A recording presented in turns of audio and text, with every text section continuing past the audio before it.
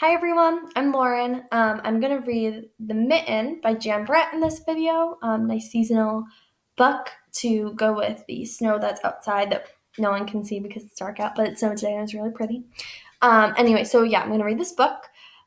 It might end up being two because, as I'm sure you know, if you've watched anyone else's videos, this cuts off at 5 minutes and it's a little bit longer, so it might go into two sections, which is not a big deal. If it does, but I just want to give you a heads up in case it cuts off at a really weird time when I'm making a weird face or I'm in the middle of a weird sentence. But yeah, all right, The Mitten. Okay, let's let it load. The Mitten. Oh, here we go. Alrighty. Oh, know what? Hold on. This might actually. I'm gonna try to change it. Oop, that's not it. Oh, back. I'm gonna try to get it so that we can see 2 pages at a time. Because of the pictures. There we go. Okay, after that little delay. Once there was a boy named Nicky who wanted his new mittens made from wool as white as snow. At first, his grandmother, Baba, did not want to knit white mittens. If you drop one in the snow, she warned, you'll never find it. But Nicky wanted snow white mittens, and finally Baba made them. After she finished, she said, when you come home, first I will look to see if you are safe and sound, but then I will look to see if you still have your snow white mittens. So off Nicky went, and it wasn't long until one of his new mittens dropped in the snow and was left behind. A mole, tired from tunneling along, discovered the mitten and burrowed inside. It was cozy and warm and just the right size, so he decided to stay. A snowshoe rabbit came hopping by. He stopped for a moment to admire his winter coat. It was then that he saw the mitten, and he wiggled in, feet first. The mole didn't think there was room for both of them, but when he saw the rabbit's big kickers, he moved over. Next, the hedgehog came snuffing along. Having spent the day looking under wet leaves for things to eat, he decided to move into the mitten and warm himself.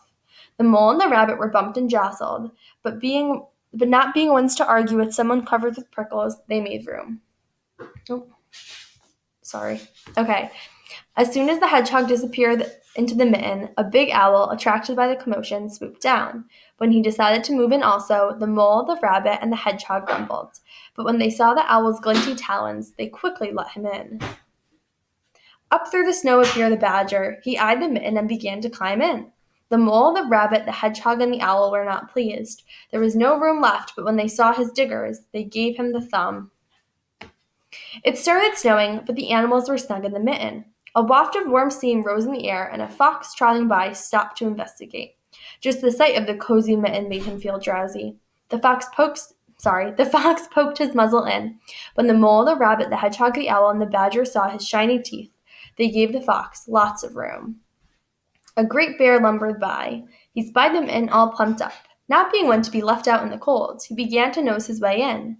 The animals were packed as tightly as could be. But what animal would argue with a bear? The mitten swelled and stretched. It was pulled and bulged to many times its size. But Baba's good knitting held fast. Along came a meadow mouse, no bigger than an acorn. She wriggled into the one space left and made herself comfortable on top of the great bear's nose. Oops, sorry. Okay. The bear, tickled by the mouse's whiskers, gave an enormous sneeze. Achoo! The force of the sneeze shot the mitten up into the air and scattered the animals in all directions. On his way home, Nicky saw a white shape in the distance. It was the lost mitten silhouetted against the blue sky.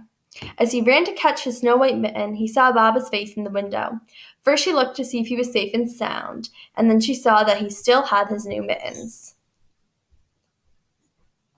And she's looking at the different sizes because the one's all stretched out. It's pretty good. All right. So that's the end. We got it in 5 minutes, which I guess is good. And I don't know if you guys know this, but the pictures, I think, corresponded to the different animals as they before they moved in. So yeah, that's that. Hope you guys liked that. And I guess that is the end. All right. Hold on. It's going to take a minute to watch the excitement of my computer not working. Hold on. Or I think it's just going to cut out in 4 seconds. Anyway, I hope you guys liked that.